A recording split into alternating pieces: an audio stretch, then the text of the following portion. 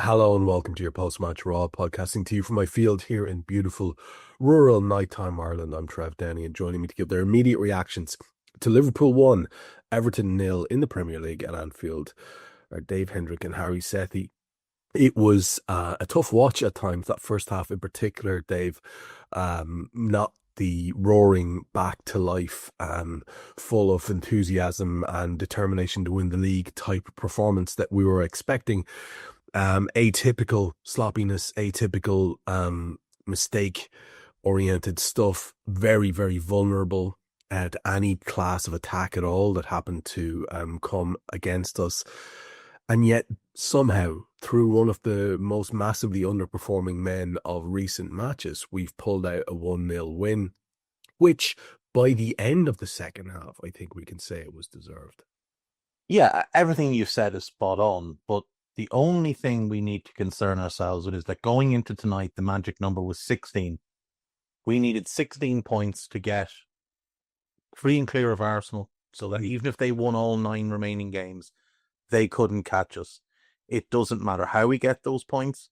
It doesn't matter when or where we get those points, as long as we get them. And we got 3 big ones tonight. 3 massive points in the derby.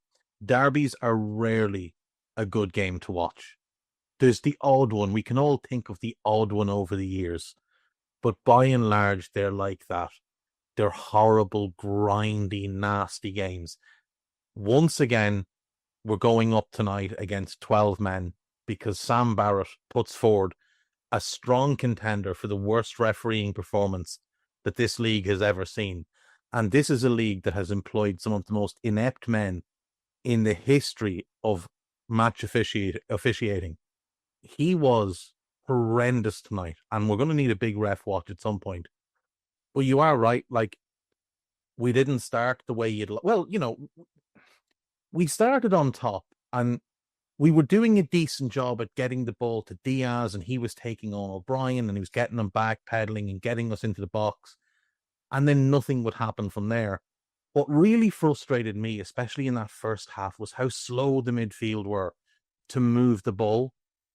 Like, when you're going up against a deep block, no matter what people on Twitter try and tell you, when you're going up against a deep block, the way you break them down is through the middle, by moving them around with quick ball movement, with off ball movement, by making those defenders get out of the positions that they're trying to hold solid to. And we were so ponderous every time the ball would land with a couple of different players in particular. It's 2, 3, 4, sometimes 5 touches, and then a sterile pass. A pass directly between a fella's feet, not letting him have the chance to move on to it.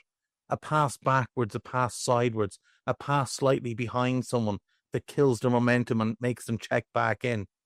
Over and over again in that first half, the midfield just ruined the momentum. We weren't getting the ball to Salah in stride, giving them the opportunity to run at Michaelenko. He was having to, basically get the ball to feet, stand Michaelenko up, and then try and run him. Whereas what Salah wants is he wants to build that speed and then have the ball shot into his feet so he can knock it and go. And we weren't giving him those opportunities tonight. And I don't know what I'd like to know. I think we need a full-blown inquiry, and FSG, if there's anyone listening out there, you're going to need to spend some money. Someone took Virgil van Dijk out day drinking today because he was pissed in the first half. Absolutely legless. He had about 3 bits of defending to do, and he did all of them poorly, which is very unlike him. Now, second half, I thought he was really good, but in that first half, we had no purpose to what we were doing. It was give it to Diaz, let him isolate, and let's see what happens. Or give it to Mo, let him isolate, and see what happens. And we're just playing right into their hands because that's what they want us to do. They've got a bank of 4, a bank of 5, and then one big lump up front. So they're strung right across. Both wingers are basically back playing as additional fullbacks. All 3 in midfield are sat right in front of the 2 centre-backs. And they're delighted to see us knocking the ball from side to side with no purpose, no rhyme or reason. And yet in the second half, the goal comes from us moving them around and trying to pass the ball centrally. Yeah, it's a really good point because, you were painfully aware as you were watching it that one of the best exponents of that sort of pinged ball into dangerous areas is Trent Alexander-Arnold, who's missing. But in the second half, a lad who hadn't been doing it in the first half, Mr. Gravenberch, began to do that a lot. And actually, it's his ball in that does lead to the goal. It's a good point, and I think it's important, Harry, that we analyze this side of things because we, as Dave says, have one very simple target ahead of us, which is now the earning of 13 points from our remaining games. That means that the league is won. And however we do it, we do it. You know where I'm going with the early stuff I was saying to Dave, that we'd all love it to be a little bit more emphatic. We'd love it to be a little bit more of a sweeping to victory than what we were seeing there, where it was very stressful watch. There's no two ways about it. And we were, as Duncan Ferguson correctly pointed out at halftime, oddly enough, it's good to see some proper analysis. He was clear that it was clearly a red card. He was also clear that Liverpool were very, very open to the counter-attack. And that was primarily due to the fact that our normal solid citizen there was very, very shaky. So the nature of it, I do take the point, is neither here nor there, but it's not going to be very comfortable unless we can sort of step out of that shaky stuff that we saw in the first half. Did you see enough in the second to think that there is going to be, that we sort of started to play ourselves into something back resembling a more typical Liverpool performance that we've seen for the majority of the season?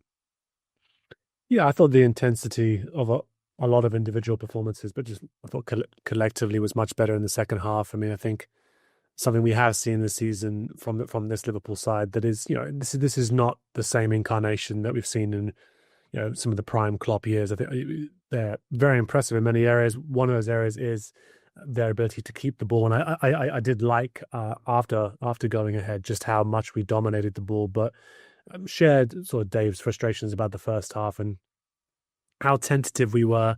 The under-hit passes were really particularly annoying. I was thinking, of course, you had Stevie in the stands watching it, a player who always seemed to pass you the ball with information on it. Like I was thinking back to Thiago as well, and just some of his best games for Liverpool, and that there were instructions on the pass. You knew what to do, or it made your mind up for you. And there was a real lack of that in the first half. There was quite inconvenient passes, killing moves, killing momentum, killing the tempo.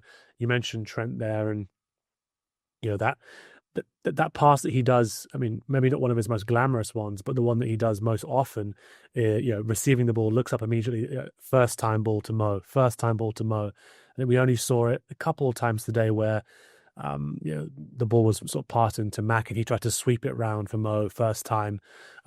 Didn't see anywhere near enough of that, I thought, for him today. And it is something we're going to have to miss and have to think about how he can solve for that, given it's one of the least glamorous passes Trent does, but probably one of the most effective.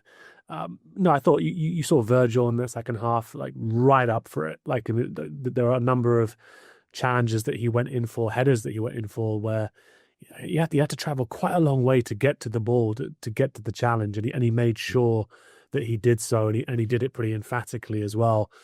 So you can see it, but there's enough players in this team who've been there, done it at the highest level, that you'd like to think they can lock in. They can really get themselves in the zone and focus on the task at hand now, which gets smaller and smaller with every win. So we've all seen derby matches that are ugly, like pretty disgusting affairs, cheating, kicking all over the place, and there was plenty of that today, and I'm sure we'll talk about it. But I thought by the end, the fact that Jota gets on the score sheet again after looking pretty dreadful for such a long time, I thought a lot of his movement tonight I found quite encouraging as well, even before the goal came. Reds, it's Jack here, and that was a clip from one of Anfield Index's audio podcasts. If you have enjoyed the video, make sure you do like, share and subscribe to keep up to date on all things LFC. We record around 100 audio podcasts every month, with our shows featuring match-going fans, top journalists, professional analysts, and even Liverpool legends along the way, with the great Dane himself, Jan Molby, joining us every single week. If you want to listen to all our podcasts for free, head over to anfieldindex.com/podcasts. Our audio shows are available wherever you get your podcasts. Just search Anfield Index. Or if you prefer to listen to all our podcasts in full and without any ads, why not head over to AI Pro today to check it out now at AnfieldIndexPro.com. If you want to get involved in the great growing community of Liverpool fans, check out the Anfield Index Discord. The link is in the description. Do get involved with that from Reds around every corner of the globe. For now, Reds, hope you enjoyed this video.